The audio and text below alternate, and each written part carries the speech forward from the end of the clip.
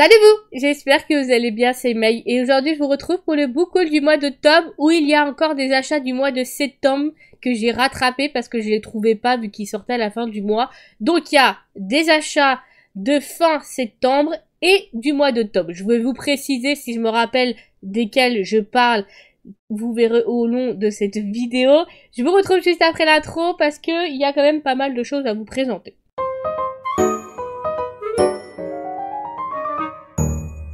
On va aller dans le vif du sujet. Donc on va commencer tout de suite par la pile des mangas qui est juste ici. Donc il y a eu quand même pas mal de sorties et de rattrapage de sorties du mois de septembre, du craquage du mois de septembre aussi. Mais le reste, je crois que tout sortait au mois de octobre. Si je me trompe pas, normalement, oui. Il y a juste deux mangas du mois de septembre que j'ai rattrapés, que vous allez voir au fil de la vidéo. Un webtoon du mois de septembre, si je me trompe pas encore une fois, et deux romans que je me suis procuré fin septembre aussi, qui n'étaient pas prévus, mais que j'ai pris par avance pour Noël. Ça vous dit peut-être quelque chose de quel roman que je veux vous parler, parce que, on va se le dire, ils sortent tout en avance ces dernières années, donc vous allez voir ça dans cette vidéo. On va commencer du coup par la pile des shonen, c'est celle que j'ai le plus de tomes de manga sortis pour ce mois d'octobre, donc on est parti, let's go. Je me suis procuré le 23e tome du manga Togenanki, édité par les éditions Kana. C'est du mangaka Yura Urushibara. On est sur la suite du combat entre Shiki et ce personnage-là, qui est vraiment particulièrement présente et compliquée dans ce tome-là. Donc je vous en dirai un peu plus de ce que j'en ai pensé parce que je l'ai lu, bien sûr.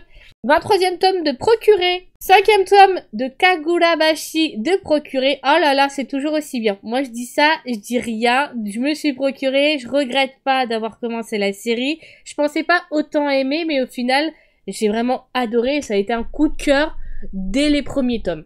L'histoire de Chihiro me tient en haleine et j'ai envie de voir comment il va se débrouiller pour réussir ce qu'il a entrepris. Et il y a des nouveaux personnages qui apparaissent au fil des nouveaux tomes. Et waouh. Alors là, on a du level au niveau des capacités et des pouvoirs qui apparaissent. Je dis ça, je dis rien, mais ce 5e tome, je l'ai vraiment adoré. Donc je vous dirai ça pendant le update aussi, lecture, parce que je l'ai lu. Et la jaquette, elle est comme ceci, éditée par les éditions Kana aussi, c'est une Dark Kana. Il n'y a pas marqué pour public averti, donc ça devrait le faire. Et le mangaka, c'est Takeru Okazono. Franchement, j'ai vraiment envie qu'il y ait un anime dessus. C'est que mon avis personnel, encore une fois. Ensuite, je me suis procuré 3e tome sur 5. Il y en a 5 au total. De Katana Breast. Du mangaka Akimine Kamijo. Édité par les éditions Panini Manga. Par contre, je ne sais pas du tout ce qu'ils m'ont fait. Mais regardez. Je ne sais pas si vous allez avoir la transition. Regardez, il manque un bout de jaquette. La jaquette n'est même pas à la taille. Et en bas, ça dépasse pas. Donc un peu déçu de la qualité là pour la jaquette qui est pas du tout adaptée au tome derrière. Bon après c'est à 1 millimètre près, mais c'est vraiment perturbant quoi. Donc on a un espèce de petit truc de 1 millimètre de blanc qui dépasse et qui est pas adapté à la jaquette. Mais bon, ça va, potentiellement, c'est peut-être pour ça que je prends de moins en moins de mangas de chez Panini Manga, j'avouerai, depuis que Demon Slayer est fini, j'en prends de moins en moins. À voir ce que je vais en penser de ce 3e tome. Les 2 premiers, j'avais pas mal aimé, mais j'attends de voir l'évolution de ce que je vais en penser. C'est une série qui est très courte, donc autant dire qu'il faut pas s'attendre à ce que ça s'éternise et que ça soit peut-être traité en profondeur. Ça sera peut-être un peu moins en profondeur et malgré tout les dessins sont vraiment très beaux et de ce que j'aimais dans Kyo. Donc à voir la suite, mais j'avais aimé quand même les 2 premiers tomes. Donc je me suis procuré ce 3e tome sur 5 de Katana Breast. Best. Moi et l'anglais ça fait 2, vous le savez très bien. Ensuite, 110e tome de One Piece dans une jaquette métallisée, premier tirage qui brille de mille feux. Ils nous font ça depuis les premiers tomes, je crois, quand on est rentré dans les 100. On a un petit poster qu'on peut détacher, mais moi je les détache jamais, je les laisse dans les tomes. Je ne l'ai pas encore lu, donc je pourrais peut-être vous faire une vidéo de réaction de ce 110e tome pour voir ce que je vais en penser. Mais ça sera fait d'ici le mois de novembre, je pense. J'ai vraiment du rattrapage à faire au niveau des mangas, ce qui est plutôt rare. Je me suis concentrée sur les romans, j'avouerai, ce mois-ci. Donc 110e tome, édité par les éditions Glénat, et du mangaka Ichiro Oda. Et la jaquette, elle est comme ça. Donc 110e tome, c'est hallucinant de se dire qu'il y a 110 tomes, pour le moment. Et c'est toujours en cours. 18e tome de Windbreaker, de procurer. Oh là là, je galère ma vie à chaque fois à le trouver en magasin. Pourtant, je trouve que c'est une série qui fait quand même pas mal parler d'elle, et qui est assez populaire. Mais on va se dire peut-être que dans ma région, il n'y a pas beaucoup de personnes qui sont fans de ce manga. Pourtant, moi, je suis vraiment hyper fan et j'aime vraiment les aventures de Sakura. J'ai hâte de voir la suite parce que ce tome-là, waouh, j'ai adoré la badass attitude de Sakura. Il a donné le meilleur de lui-même et sa sensibilité. Je dis ça, je dis rien, sinon je risque de vous spoiler. Mais ce tome-là était vraiment prenant. Windbreaker, 18e tome, édité par les éditions Pika Éditions. Le dessin, j'aime toujours autant. Je ne vous montre pas le reste. Est-ce que là, je vous l'ai montré, hein, je crois. Oui. Et de mangaka Satoru Ni. Je me suis procuré 28e tome de Jujutsu Kaisen. J'avouerai que je suis encore perdu dans l'histoire. Je dis ça, je dis rien. Donc, je me suis procuré l'édition simple. Et bien sûr, l'édition collector, prestige du moins, du coffret, qui est intéressant que par la jaquette réversible et différente.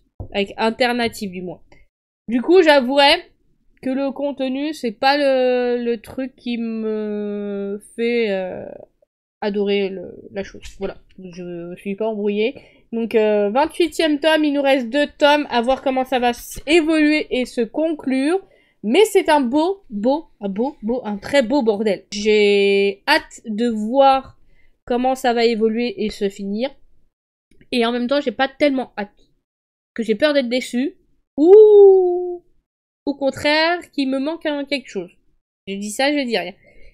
Donc Jujutsu Kaisen, c'est du mangaka Geigei Akutami et c'est édité par les éditions Kion. C'est un shonen. Alors je sais qu'il y a les scans de l'intégralité du manga sur internet, mais moi j'aime découvrir le manga au fil de sa sortie parce que c'est comme ça que j'ai tenu toutes ces années, donc je reste dans cette optique là de attendre le dernier tome pour voir la fin. Donc je me suis procuré ça en édition simple et en édition prestige, que je vous refais pas l'unboxing vu que je vous ai fait la vidéo de l'unboxing.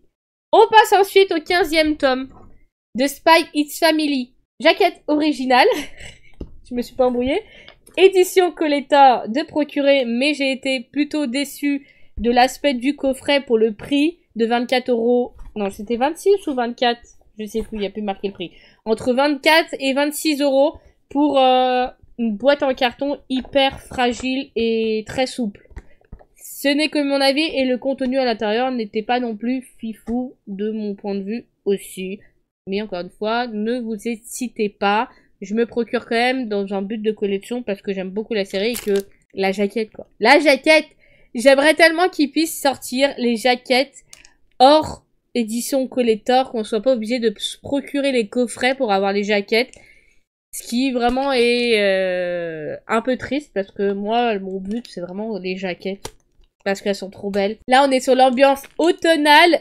Je trouve ça hyper beau.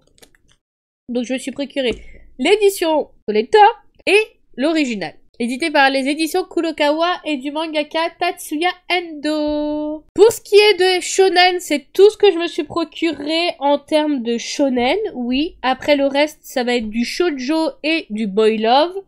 Et un seinen, mais en gros format. On est parti pour les 2 shoujo que j'ai à vous présenter qui sont juste ici. Je me suis procuré le 5e tome de shoujo, Les Noces Délicieuselles. Alors, c'est pas vraiment un shoujo parce que franchement, ils ont pas marqué la thématique, mais je pense pas que ça serait un shoujo parce que c'est assez sombre, assez dark et il y a quand même de la romance. Ah, avec des thématiques fortes dedans. Mais oh là là, je suis toujours aussi fan. Vraiment, c'est un de mes coups de cœur en termes de romance. Celui-là. J'aime l'univers un peu mélangé samouraï, amour un peu compliqué et que c'est pas sûr que ça réussisse parce que tout va se mettre sur leur chemin du moins. Et oh là là, mais le dessin il est magnifique, l'histoire elle est magnifique, les personnages sont juste adorables et j'adore le caractère des deux. Elle est juste impressionnante et lui il est très sombre parfois et il en viendrait aux mains, même quitte à tuer quelqu'un, pour la protéger. Parce qu'il a vraiment eu un coup de cœur pour elle et c'est vraiment une très belle histoire que je peux vous conseiller si vous cherchez une belle romance où ça ne sera pas tout rose sur leur chemin. Voilà, Les Noces des Lucioles de la mangaka Oreko Tachibana et c'est édité par les éditions Glénat. Voilà. Donc celui-là, c'est une pépite. Ensuite, 4e tome de Remember Me, La magie de l'amour, édité par les éditions Akata. C'est un shoujo sympathique que j'aime beaucoup aussi lire, qui a beaucoup de dialogues, j'avouerai, mais qu'on apprend petit à petit à apprécier les personnages, à les suivre au fil de leur histoire et de la complication qu'il y a dedans.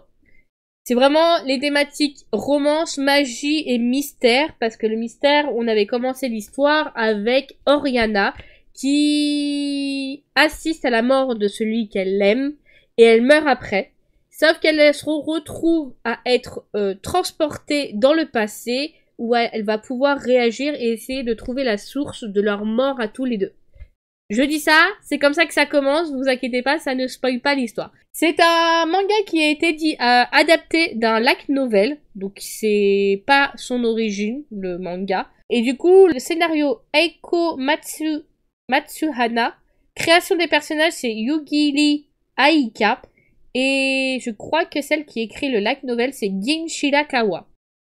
Donc, est-ce que... Voilà, j'ai cette petite page que je peux vous montrer. Les dessins sont vraiment très beaux. Et j'aime beaucoup suivre l'histoire de Vincent et Oriana, qui sont deux personnages assez touchants et qui vont essayer d'évoluer au fil du tome dans celui-là. Donc, 4e tome de Remember Me, La magie de l'amour, de procurer. On passe maintenant au Boy Love. J'en ai 2 à vous présenter pour ce mois-ci. Il y a une édition collector aussi qui devait sortir. Je me suis procuré la nouveauté Your Love Language. Je vous en ai parlé pendant l'update lecture que j'avais beaucoup aimé et que c'était une découverte et que je l'avais vu en rayon et que je me suis intéressée et j'aime beaucoup les thématiques véhiculées dedans qui sont réelles tout simplement sur la surdité, la romance et la communication quand 2 personnes ne parlent pas la même langue, un qui communique avec la langue des signes et un qui ne connaît absolument rien et qui vont trouver une solution pour communiquer autrement. Et voilà, donc les dessins sont vraiment trop beaux. C'est l'un des mangas que je me suis procuré du coup au mois de septembre. Donc je vous montre un peu plus de choses pour ce manga-là, que je vous montre les dessins, de comment c'est dessiné, comment l'histoire commence du moins.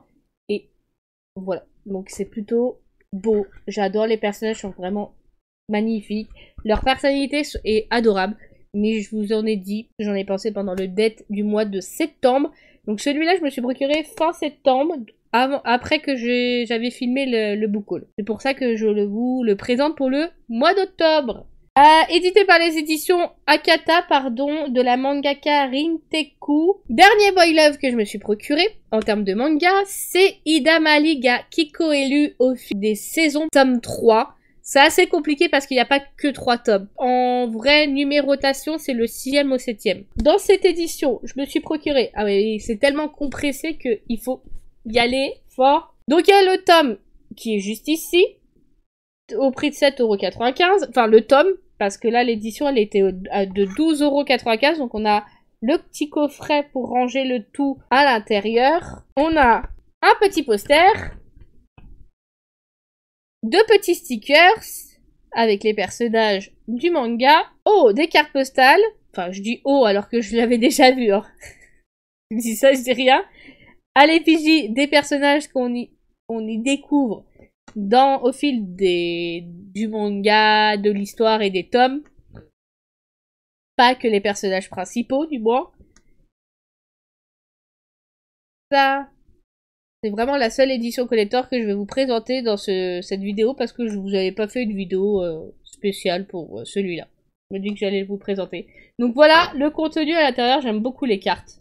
J'avoue qu'une édition collector comme ça, aussi petite, avec des cartes et des posters, ou même des stickers, personnellement, je trouve que c'est mieux que des goodies, tout ça. Mais encore une fois, c'est mon avis sur la question. Voilà, du coup, 3e tome, au fil des saisons de Hidamari Gakikoeru de la mangaka Fumino Yuki et c'est édité par les éditions Anna. On va finir avec le dernier manga qui est en gros format que je me suis procuré. Le tome 4 édition Grimoire de l'Atelier des Sorciers. Un manga que j'ai en édition simple aussi, que je me procure. Il est dans un coloris un peu violet foncé, un peu tiré sur le bleu quand même. Au prix de 19,95 €, ça fait un petit budget. C'est vraiment dans un but de collection que j'ai craqué. Vraiment, juste parce que il est magnifique. Le format grimoire, je trouve ça trop beau.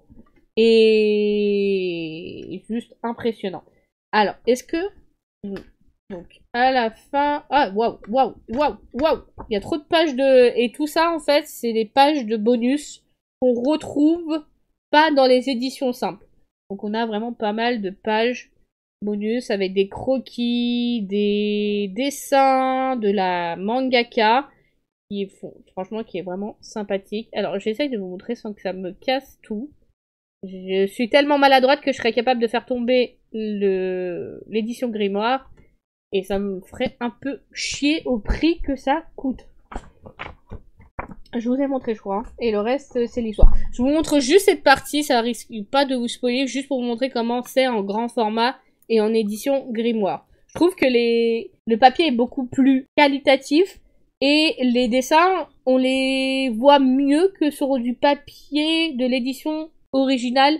En même temps, le papier est un peu plus cher, je pense, imprimé dessus pour le prix qu'on paye. Édité par les éditions Pika Édition et de la mangaka, encore une fois, Kamome Shirahama. Voilà pour le côté manga. On va partir maintenant sur le côté webtoon que je me suis procuré. Je me suis procuré le 8e tome du webtoon Omniscience Reader We Point, édité par les éditions Pika Webtoon, des auteurs Sleepy C, Umi et Shin En-son. La jaquette, elle est vraiment très belle, elle brille aussi. Donc à voir comment ça va évoluer et ce que je vais en penser, sachant que la série, elle est toujours en cours, je crois. Donc celui-là, je me suis procuré. Ensuite, dernier tome de Solo Leveling de procurer. Après, il y a Solo Leveling Ragnarok, dont je ne sais pas ce que ça va raconter comme histoire, donc je ne sais pas si je me le procurais, mais c'est prévu pour mars 2026, si je me trompe pas dans la date. Donc on va y suivre la suite des aventures et le final de Jinwoo. J'ai hâte de voir que ça va raconter. Je ne l'ai pas encore lu alors que d'habitude je l'enchaîne dès que je l'ai dans les mains. Mais là j'ai attendu, je prends mon temps. Donc c'est édité par les éditions K-Books. Des auteurs Display et Chungong et Ashgon. Donc la jaquette elle est trop belle, elle est badass. Et derrière, pareil. Hâte de le lire et de voir ce que je vais en penser. Donc je me suis procuré le 19e tome et dernier tome de Solo Leveling. Ensuite, je me suis procuré le Boy Love et le dernier tome de Rose and Champagne qui est le 7e. On a la conclusion de l'histoire de César et de Iwon. J'essaye de trouver pour public averti. On a des scènes de sexe non censurées, je préfère préciser. Œuvre originale, c'est Zig et le dessin, c'est Tongae et édité par les éditions KBL. Voilà pour le côté des webtoons. Donc on passe au roman que je me suis procuré. Il y en a 2 que je me suis procuré en fin septembre. Les 3 autres, c'est au mois d'octobre. J'ai été plutôt raisonnable en termes de craquage. J'avoue que j'essaye de diminuer un petit peu ma pile à lire avant de recraquer. Mais il y a quand même des romans que je suis obligée de me procurer. C'est véridique. Je me suis procuré pendant le mois d'octobre le roman poche de l'art du trompe-l'œil de la romancière Océane Ganem et Jen Gaireri. Deux romancières que j'affectionne particulièrement, beaucoup plus Océane Ganem. Jen, je l'ai pas énormément lu, j'en ai lu qu'un seul, et j'ai quand même pas mal aimé son écriture, donc à voir ce que je vais en penser. Édité par les éditions Hugo Poche. C'est un beau petit pavé poche. Il fait 700 pages. 720 pages. Voilà, donc ça va. Je vais de plus en plus dans le nombre de pages assez haut. Mais on a l'habitude avec Lightstone. Ça devrait le faire. Donc l'histoire, qu'est-ce que ça nous raconte? L'art du trompe-l'œil. Donc les résumés, c'est Jean, artiste taciturne et marginale, puise son inspiration dans la noirceur humaine, tandis que Carmen, jolie rose des villes, ne s'épanouit qu'au travers du regard des autres. Ils n'ont qu'une chose en commun, l'amour de l'art. En dehors de ça, c'est simple, ils se détestent. Lorsque l'occasion se présente pour Jean de percer à jour celle qu'il considère comme un mystère irrésistible, il n'hésite pas. Tous les coups sont permis pour faire voler en éclats le masque de la jeune femme et au passage rafler le prix artistique qu'il convoite depuis des années. Jeu de dupes et dangereuse illusion tissent alors une inextricable autour d'une Carmen pas si innocente que les apparences le laissent supposer. Jean l'ignore encore, mais Carmen est passée maître dans l'art du trompe-l'œil. Voilà l'histoire que ça raconte. On est quand même sur 3 flammes sur 3. 8,90 €, donc on a quand même des scènes assez poussées sexuellement. Romance psychologique. Est-ce qu'on a des TW que je vous dis ça tout de suite? Relation toxique. Scène à caractère sexuel. Violence psychologique. Cyberharcèlement. Automutilation. Trouble du comportement alimentaire. Body shaming. Tentative de suicide. Donc on a des thématiques assez fortes, donc je me suis procuré ce roman-là qui n'était pas prévu, mais quand j'ai vu le résumé et j'avoue le dessin représenté des deux personnages, j'ai craqué. Voilà, je suis une pigeonne, on va se le dire tout de suite. C'est pas de ma faute. Les deux autres que je vais vous présenter, c'est ceux que je me suis procuré fin septembre. J'avais peur de pas réussir à me les procurer au mois de décembre, vu que ce sont des calendriers de l'Avent, mais en roman. Ça fait 2 années de suite que je me procure des calendriers de l'Avent dans ce côté-là, parce que clairement, j'en ai marre des calendriers de l'Avent chocolat. Je fais une overdose, je peux plus me voir un chocolat pendant les périodes de fête. C'est pas ma faute. Moi, je crois que c'est à force d'avoir eu trop de chocolat et au calendrier de l'Avent. Et moi qui suis une friande de lecture et qui adore la lecture, c'est vraiment un gros plaisir que je découvre des romans en calendrier de l'Avent. Voilà. Et c'est trop bien. Du coup, j'ai pris le trailer de l'Avent, Frank Tillier, le roman maudit. Mais celui-là, je vais le lire pour le mois de novembre. Ça suivra Halloween parce que c'est un roman qui est assez frisson. Donc à voir comment ça va être. Et le résumé de l'histoire de celui-là, c'est 1er décembre, Naël découvre un carnet devant chez lui. Le carnet de Léo. Kidnappé il y a un an, jour pour jour. Désormais, leurs destins sont liés. Désormais, Naël est coincé dans une journée qui recommence encore et encore. Une journée pour découvrir qui est Léo. Une journée pour sauver sa propre vie. Une journée pour mourir. Voilà. Les romans de l'Avent, ça se présente comme ceci. Vous avez une page par jour jusqu'au 24 décembre à lire. Et c'est bien sûr, il faut les découper délicatement avec un coupe-papier, une règle. Moi, j'avais fait avec une règle parce que j'avais pas de coupe-papier à l'époque. Et du coup, vous l'ouvrez comme un calendrier de l'Avent et je trouve ça vraiment exceptionnel. Parce que comme ça, on peut pas tricher. Et si on arrive à suivre, c'est plutôt sympathique. Donc voilà, on a les jours jusqu'à la fin donc le 24 décembre. Qui fait 24 chapitres au total. À voir ce que je vais en penser parce que je vais le lire au mois de novembre. Donc il est prévu dans ma pile à lire de novembre. Parce que j'en ai pris un deuxième pour le mois de décembre. Mais celui-là, il sera lu que au mois de décembre. Donc j'ai pris celui-là qui est édité par les éditions Ouzou. Pardon. J'ai oublié de vous dire tout ce qu'il faut. Et le deuxième que j'ai pris, une romance, bien sûr. Romance de l'Avent à Noël à la cerise. 24 chapitres à ouvrir avant Noël. De la romancière Cynthia Kafka. Pareil, le même éditeur. Et il y a vraiment de tout. Hein. En termes de romans de l'Avent, vous avez la romance de l'Avent, le trailer de l'Avent, vous avez même la BD de l'Avent. Pour les enfants, il y a pour tous les goûts et pour tous les types de personnes. Waouh, je vais m'en sortir.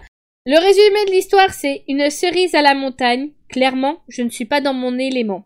Moi, j'aime la neige dans les boules qu'on secoue. Alors que là, il y en a partout, l'angoisse. Pire, je vais devoir vivre avec 3 colocs. Tina et Enzo ont l'air sympas, ok. Mais avec Ben, c'est la guerre. Si seulement il n'était pas aussi sexy qu'agaçant. Pourquoi je suis là, en fait? Ma sœur pense que j'ai quitté mon mec et la fac juste pour ce job saisonnier. Mais je n'ai pas tout révélé à ma famille. La vérité, c'est que je veux découvrir qui je suis vraiment. Et qui sait, peut-être que l'amour m'attend au bout des pistes. Voilà, je sens le Enemies to Lovers dès le début. Je dis ça, je dis rien. J'ai hâte d'être au mois de décembre. Pas tellement hâte, je suis pas trop pressée non plus, que ça passe vite les mois. Mais j'ai hâte de découvrir et de vous en donner mon avis de ce que je vais en penser. Ce roman, il est au prix de 18,95 €. Celui-là aussi, il était à 18,95 €, ce qui est plutôt raisonnable, je trouve, en termes de calendrier de l'Avent autre que chocolat. Et on passe maintenant aux 2 derniers que je me suis procurés ce mois-ci, avec des magnifiques chapages. J'ai craqué pour le roman Océan de la romancière Emma Aymon, édité par les éditions Slamloam Romance, pardon. Je vais m'en sortir. Prix 20,95 €, mais il est épais. Hein, c'est un beau bébé de 600 pages. Bon, 580 pages, pardon. Ah là là. Alors, cette histoire, je vous dis pas plus. Je vous en parlerai pendant l'update, mais ah là là. Il m'a tenu en haleine jusqu'à 4 h du matin. Voilà. Voilà, mais après, on n'assume pas du tout, hein. Je vous dis, hein. Mais je regrette pas, parce que... Waouh, il était exceptionnel. Ah, j'ai envie de vous en parler, mais je vous en parlerai pendant l'update. Mais il était exceptionnel. J'ai adoré. C'est une romance M, donc une romance entre 2 hommes, donc un boy love. Donc, si vous aimez pas les romances de ce genre-là, je vous le déconseille. Si vous aimez ce genre-là, allez-y. Parce qu'on a quand même des TW. Oh, alors vous passez par toutes les notions parce que il y a des hauts, des bas et... Waouh. Alors waouh. Le japage, il est trop beau, il est vraiment représentatif de l'histoire à l'intérieur. Donc le résumé, je voulais résumer quand même. Adam, jeune homme brillant et réservé, intègre un prestigieux programme universitaire dans lequel il aspire à exceller. Malgré des résultats prometteurs, tout bascule lorsqu'il devient la cible de 2 étudiants impitoyables. Dès lors, Adam est entraîné chaque jour un peu plus dans les abysses du harcèlement. Pourtant, sa rencontre avec Jian remet tout en question. Cet étudiant sombre et impénétrable, lui aussi en proie à de nombreux tourments, pourrait-il être le remède à tous ces maux? Mais à quel prix? Vous voyez déjà le résumé, hein, on a des thématiques de harcèlement, de tentatives de suicide, de... je vais vous lire les TW. Vraiment. Et j'ai vraiment beaucoup. C'est le premier que je lis de cette romancière-là et j'ai adoré son écriture. Moi, je dis ça, je pense que je vais suivre de très près ses prochains romans. Ça, c'est sûr, je dis ça parce que le prochain... Je vous donne pas, vous allez deviner de qui c'est. Hein. Donc, de TW. Scène à caractère sexuel explicite, harcèlement, cyberharcèlement, violence physique et verbale, consommation de drogue, troubles mentaux, troubles du comportement alimentaire et tentative de suicide. Prenez soin de vous, elle a dit. Moi aussi, je suis d'accord avec elle. Prenez soin de vous, c'est très important. Et le dernier, pour lequel j'ai craqué...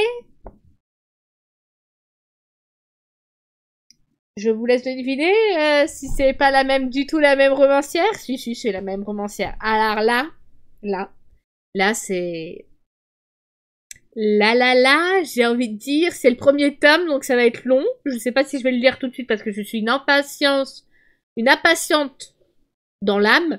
Je dis ça, je dis rien, mais regardez, waouh, le japage aussi, il est trop beau. Ils sont vraiment magnifiques, leurs romans. Le roman, du coup, Suprématie, tome 1 de Emma Aymon, le même éditeur, Slalom Romance. C'est une romance entre 2 hommes aussi, boy love. Encore une fois, si vous n'aimez pas ces thématiques, je vous les conseille.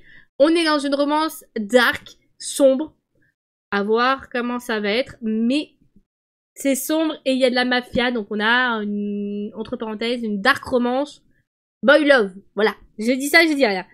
Le résumé de l'histoire, c'est: j'ai été sous les ordres d'Eden, dès lors que nos regards se sont croisés. Depuis 9 mois, Noah travaille dans un réseau du monde de l'ombre dirigé par Eden, son supérieur dont le calme n'a d'égal que sa sévérité. Il mène une double vie harassante, jonglant entre ses cours et son quartier général, une boîte de nuit où il se rend chaque soir.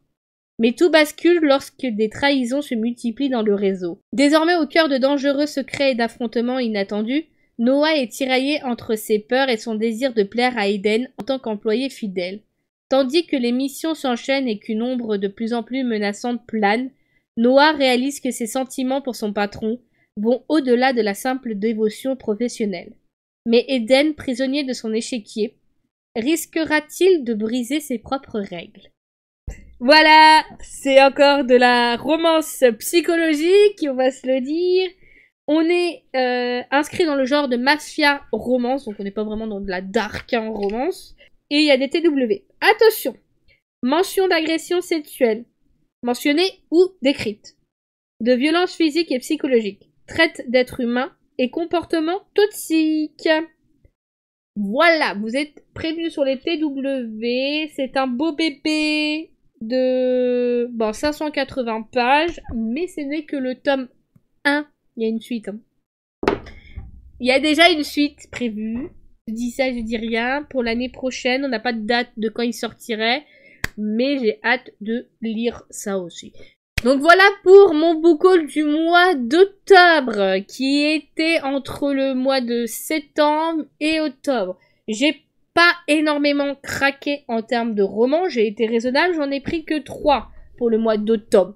Ce qui est plutôt raisonnable. Il y a eu des mois où ça a été pire, on est d'accord. Vous êtes d'accord avec moi, pour ceux qui ont l'habitude et qui regardent mes book hauls. J'ai été raisonnable, rassurez-moi.